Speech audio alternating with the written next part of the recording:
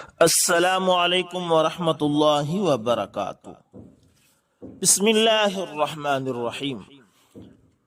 دوستو، دارالعلوم دیوبند کے نائب مفتی حضرت مولانا جمیل الرحمان صاحب، شیخ الاسلام حضرت مولانا سید حسین احمد مدنی نور اللہ مرقدہ کے ساتھ پیش آنے والا بڑا عبرت آموز واقعہ سنایا کرتے تھے۔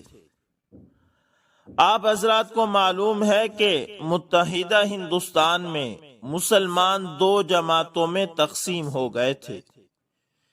ایک جماعت کا خیال تھا کہ ہندوستان کو تقسیم ہونا چاہیے اور دوسرا گروہ اس تقسیم کے عمل کا مخالف تھا۔ حضرت سید حسین احمد مدنی رحمت اللہ تعالی ان علماء میں سے تھے جو کانگریس کے حامی تھے اور تقسیم کے خلاف تھے، اور ان کی یہ رائے نیک نیتی پر مبنی تھی۔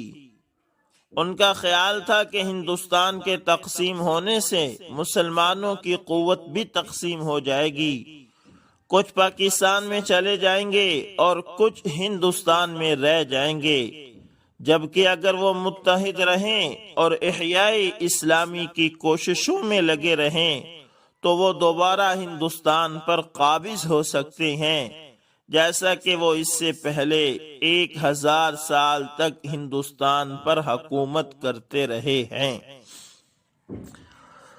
دوسرا، ان کا یہ بھی خیال تھا کہ جو لوگ تحریک پاکستان کی قیادت کر رہے ہیں ان کی زندگیاں اسلام سے خالی ہیں۔ جب وہ اپنے 6 فٹ کے جسم پر اور اپنے چھوٹے سے گھر میں اسلام نافذ نہیں کر سکتے تو وہ ہزاروں مربع میل پر مشتمل ملک پر کیسے اسلام نافذ کریں گے؟ یہ حضرت حسین احمد مدنی رحمت اللہ تعالی اور ان کے ساتھیوں کی رائے تھی۔ یہ رائے غلط تھی یا صحیح تھی، مجھے اس سے بحث نہیں۔ میں تو آپ کو وہ عبرت آموز واقعہ سنانے لگا ہوں جو میرے آج کے موضوع سے تعلق رکھتا ہے۔ مفتی جمیل الرحمان صاحب نور اللہ مرقدہ فرماتے ہیں کہ حضرت حسین احمد مدنی رحمت اللہ تعالی مشرقی پنجاب کے ایک ریلوے اسٹیشن پر اترے۔ وہاں کچھ ایسے لوگ جمع ہو گئے جنہیں حضرت حسین احمد مدنی رحمت اللہ تعالی سے سیاسی اختلاف تھا۔ انہوں نے حضرت حسین احمد مدنی رحمت اللہ تعالی پر سنگباری شروع کر دی۔ مولانا حفیظ الرحمن سہروی رحمت اللہ تعالی بھی ساتھ تھے۔ انہوں نے اپنے شیخ کو آڑ میں لے لیا اور خود اپنے اوپر پتھروں کی بارش برداشت کی۔ حضرت سہروی رحمت اللہ تعالی فرماتے تھے کہ پتھر مجھ پر برس رہے تھے، ایک پتھر نازک مقام پر بھی لگا، سخت تکلیف ہو رہی تھی، مگر میں تہیہ کر چکا تھا کہ جب تک بدن میں جان موجود ہے حضرت شیخ حسین احمد مدنی رحمت اللہ تعالی پر آنچ بھی نہیں آنے دوں گا۔ اس سنگباری کے سلسلے کا ایک واقعہ حضرت شیخ مولانا شاہ عبد القادر رائے پوری رحمت اللہ تعالی بیان فرمایا کرتے تھے کہ مجھے پاکستان میں ایک مقام پر ایک شخص ملا اور بے اختیار رونے لگا۔ میں نے اس کے رونے کی وجہ پوچھی تو اس نے بتایا کہ میں مشرقی پنجاب کا رہنے والا ہوں اور جن لوگوں نے حضرت مدنی رحمت اللہ تعالی پر سنگباری کی تھی ان میں بھی تھا، لیکن میں نے صرف سنگباری پر اکتفا نہ کیا بلکہ جوش میں آ کر ننگا ہو کر حضرت شیخ الاسلام رحمت اللہ تعالی کے سامنے ناچنے لگا تھا۔ کچھ عرصہ بعد جب ہندوستان تقسیم ہوا اور فسادات کا سلسلہ شروع ہوا تو سکھوں نے میرے ساتھ یہ طریقہ اختیار کیا کہ مجھے ایک ستون سے باندھ دیا اور میری بہو بیٹیوں کو مجبور کیا کہ وہ برہنہ ہو کر میرے سامنے اور مجمع کے سامنے ناچیں۔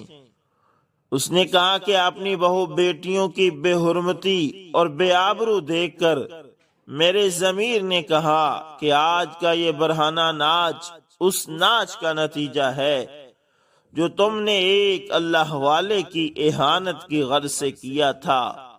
وہ شخص تو اس زیادتی کو، اس ظلم کو، اس برہنہ ناچ کو بھول چکا ہوگا، مگر وہ اللہ تو نہیں بھولتا جس کے بندوں پر ظلم اور زیادتی کی گئی ہو۔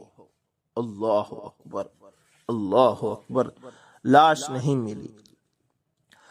دوستو، اسی طرح کا واقعہ مرحوم شورش کشمیری رحمت اللہ تعالی نے اپنے 7 روزہ چٹان میں بھی لکھا تھا کہ 1946 کے انتخابات کا زمانہ تھا۔ حضرت حسین احمد مدنی رحمت اللہ تعالی پنجاب یا سرحد کے سفر سے واپس جا رہے تھے۔ مسلم اسٹوڈنٹس فیڈریشن کے نوجوانوں نے جلندھر کے اسٹیشن پر اپنے لیڈر شمس الحق کی قیادت میں حضرت حسین احمد مدنی رحمت اللہ تعالی کی توہین کی، انہیں گالیاں دی اور برا بھلا کہا۔ شمس الحق نے لیڈری کے زعم میں حضرت مدنی رحمت اللہ تعالی کی داڑھی پکڑ کر کھینچی، بلکہ شاید چہرے پر تماچا بھی مارا۔ حضرت حسین احمد مدنی رحمت اللہ تعالی صبر کی تصویر بنے رہے، آہ تک نہ کی۔ ان نوجوانوں نے واپس جا کر علامہ اقبال رحمت اللہ تعالی کے جگری دوست مولانا اعظامی کو اپنا یہ کارنامہ سنایا تو وہ کانپ اٹھے، جسم پر لرزہ سا طاری ہو گیا۔ کپ کپاتی ہوئی آواز میں انہوں نے کہا، اگر یہ واقعہ سچ ہے تو جس نے حضرت مدنی رحمت اللہ تعالی کی داڑھی پر ہاتھ ڈالا اس کی لاش نہیں ملے گی، اسے زمین جگہ نہیں دے گی۔ چنانچہ ایسے ہی ہوا۔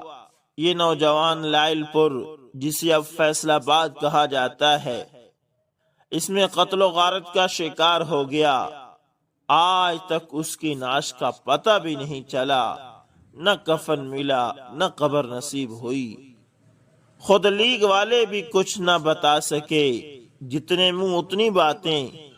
کسی نے کہا اسے اینٹوں کے بھٹے میں زندہ جلا دیا گیا، کسی نے کہا کہ لاش کے ٹکڑے کر کے دریا میں بہا دیے گئے، کسی نے کہا قیمہ کر کے جانوروں کو کھلا دیا گیا۔ پولیس نے انعام بھی مقرر کیا، اعلانات بھی کیے گئے، مگر اس کی نعش کا پتہ تک نہ چل سکا۔ انا للہ و انا الیہ راجعون۔ دوستو، ظالم کے ساتھ جو کچھ بھی ہوتا ہے، یعنی اسے مصائب کا جو کچھ بھی سامنا کرنا پڑتا ہے، مثلا اس کا قتل ہو جانا، اور بعض اوقات ایسا ہوتا ہے کہ وہ خود درندگی کا شکار ہو جاتا ہے، اسی طرح اس کی آبرو لٹ جاتی ہے، اس کا گھر بار تباہ و برباد ہو جاتا ہے، وہ در بدر کی ٹھوکریں کھاتا پھرتا ہے، اس کی نعش بے گور و کفن پڑی رہتی ہے، اسے جنازہ تک نصیب نہیں ہوتا، وہ اذیت ناک امراض میں مبتلا ہو جاتا ہے، اسے جیل جانا پڑتا ہے۔ یہ سب کچھ بہر کا معاملہ ہے، یہ سب خارجی سزائیں ہیں، مگر ایک سزا وہ ہے جو باطنی اور مخفی سزا ہوتی ہے، جو باہر سے کسی کو دکھائی نہیں دیتی۔ ظالم انسان اندر ہی اندر آگ میں جلنے لگتا ہے۔ جب بیماری اور بڑھاپے میں اسے اپنے مظالم یاد آتے ہیں تو اس کی نیند اڑ جاتی ہے، بھوک ختم ہو جاتی ہے، سکون چھن جاتا ہے، وہ نفسیاتی مریض بن کر رہ جاتا ہے۔ بظاہر وہ ٹھیک ٹھاک نظر آتا ہے، لیکن اندر سے وہ کھوکھلا ہو چکا ہوتا ہے۔ آئیے چلتے چلتے اس طرح کا واقعہ میں آپ کو سناتا چلا جاؤں۔ حجاج بن یوسف کا انجام۔ دوستو، آپ حجاج بن یوسف کے نام اور شخصیت سے یقیناً ناواقف نہیں ہوں گے۔ اس شخص کو عبد المالک نے مکہ، مدینہ، طائف اور یمن کا نائب مقرر کیا تھا اور اپنے بھائی بشر کی موت کے بعد اسے عراق بھیج دیا، جہاں سے وہ کوفہ میں داخل ہوا۔ ان مقامات میں 20 سال تک حجاج کا عمل دخل قائم رہا۔ اس نے کوفہ میں بیٹھ کر زبردست فتوحات حاصل کیں۔ اس کے دور میں اسلامی فتوحات کا دائرہ سندھ اور ہند کے دوسرے علاقوں تک بھی پھیل گیا، حتیٰ کہ مسلمان مجاہدین چین تک پہنچ گئے۔ یہی وہ شخص ہے جس کے بارے میں کہا جاتا ہے کہ اس نے قرآن کریم پر اعراب لگوائی۔ اللہ نے اسے بڑی فصاحت و بلاغت اور شجاعت سے نوازا تھا۔ یہ حافظ قرآن تھا، شراب نوشی اور بدکاری سے بچتا تھا۔ یہ جہاد کا دھنی اور فتوحات کا حریص تھا، مگر اس کی ان ساری خوبیوں پر اس کی ایک برائی نے پردہ ڈال دیا، اور وہ برائی ہے بھی ایسی کہ تمام خوبیوں پر چھا جاتی ہے اور تمام اچھے اوصاف کو ڈھانپ دیتی ہے۔ اور وہ برائی کیا تھی؟ وہ تھا ظلم۔ حجاج ان تمام خوبیوں کے باوجود بہت بڑا ظالم تھا۔ اس نے اپنی زندگی میں خونخوار درندے کا روپ اختیار کر لیا تھا۔ ایک طرف اس کے دور کے نامور مجاہدین قتیبہ بن مسلم، موسیٰ بن نصیر اور محمد بن قاسم کفار کی گردنیں اڑا رہے تھے، اور دوسری طرف وہ خود اللہ کے بندوں، اولیاء اور علماء کے خون سے ہولی کھیل رہا تھا۔ امام ابن کثیر رحمت اللہ تعالی نے البدایہ والنہایہ میں ہشام بن حسان سے نقل کیا ہے کہ حجاج نے 1,20,000 انسانوں کو قتل کیا۔ اس کے جیل خانوں میں ایک دن میں 80 ہزار قیدی بیک وقت رہے ہیں، جن میں سے 30,000 عورتیں ہوتی تھی۔ اس نے جو آخری قتل کیا ہے وہ عظیم تابی اور زہد و پارسا انسان حضرت سعید بن جبیر رضی اللہ تعالی عنہ کا قتل تھا۔ انہیں قتل کرانے کے بعد حجاج پر وحشت سوار ہو گئی تھی۔ وہ نفسیاتی مریض بن گیا تھا۔ جب وہ سوتا تو حضرت سعید بن جبیر رضی اللہ تعالی عنہ اس کا دامن پکڑ کر کہتے تھے کہ اے دشمن خدا، آخر تو نے مجھے کیوں قتل کیا ہے؟ میرا جرم کیا تھا؟ جواب میں حجاج کہتا تھا کہ مجھے اور سعید کو کیا ہو گیا ہے، مجھے اور سعید کو کیا ہو گیا ہے۔ دوستو، یہ وہ اندر کی آگ تھی جو جب بھڑک اٹھتی ہے تو امن و سکون سب کچھ راکھ کر دیتی ہے۔ اس کے ساتھ ساتھ حجاج کو وہ بیماری لگ گئی جسے زمہریری کہا جاتا ہے۔ سخت سردی کلیجے سے اٹھ کر سارے جسم پر چھا جاتی تھی اور وہ کانپتا جاتا تھا۔ آگ سے بھری ہوئی انگیٹھیاں اس کے پاس لائی جاتی اور اس قدر قریب رکھ دی جاتی کہ اس کی کھال جل جاتی، مگر اسے احساس نہیں ہوتا تھا۔ حکیموں کو بلایا تو انہوں نے بتایا کہ پیٹ میں سرطان ہے۔ ایک طبیب نے گوشت کا ٹکڑا لیا اور اسے دھاگے کے ساتھ باندھ کر حجاج کے حلق میں اتار دیا۔ تھوڑی دیر کے بعد دھاگے کو کھینچا تو اس گوشت کے ٹکڑے کے ساتھ بہت سارے کیڑے لپٹے ہوئے تھے۔ حجاج جب مادی تدبیروں سے مایوس ہو گیا تو اس نے حضرت حسن بصری رحمت اللہ تعالی کو بلوایا اور ان سے دعا کی درخواست کی۔ وہ آئے اور حجاج کی حالت دیکھ کر رو پڑے اور فرمانے لگے، قد نہیتک ان تتعرض للصالحین، میں نے تجھے منع بھی کیا تھا کہ نیک بندوں کے ساتھ چھیڑ چھاڑ نہ کرنا، انہیں تنگ نہ کرنا، ان پر ظلم نہ کرنا، مگر تو باز نہ آیا۔ آج حجاج باعث عبرت بنا ہوا تھا، وہ اندر سے بھی جل رہا تھا اور باہر سے بھی جل رہا تھا، وہ اندر سے ٹوٹ پھوٹ چکا تھا۔ چنانچہ وہ حضرت سعید بن جبیر رضی اللہ تعالی عنہ کو قتل کرنے کے بعد زیادہ دن زندہ نہ رہ سکا اور صرف 40 دن بعد وہ بھی دنیا سے رخصت ہو گیا۔ مگر حضرت سعید بن جبیر اور حجاج بن یوسف کی موت میں بڑا فرق تھا۔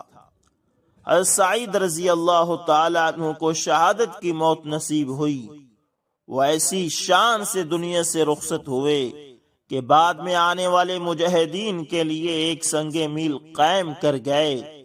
وہ جب دنیا سے رخصت ہوئے تو ان کا دل مطمئن اور چہرے پر تبسم تھا، لیکن حجاج جب دنیا سے جا رہا تھا تو اندر کی آگ میں جل رہا تھا، چہرے پر ندامت کی ظلمت تھی، اسے اس کا ایک ایک ظلم یاد آ رہا تھا۔ حضرت سعید رضی اللہ تعالی عنہ کی شہادت پر تمام صلحاء اور علماء افسردہ تھے، لیکن حجاج کی موت پر اللہ کے نیک بندوں نے اطمینان کا سانس لیا۔ حضرت ابراہیم نخعی رحمت اللہ تعالی نے حجاج کی موت کی خبر سنی تو وہ خوشی سے رو پڑے، مرنے کے بعد اس ڈر سے اس کی قبر کے نشانات مٹا دیے گئے تاکہ لوگ اس کی لاش کو باہر نکال کر جلا نہ ڈالیں۔ اللہ اکبر!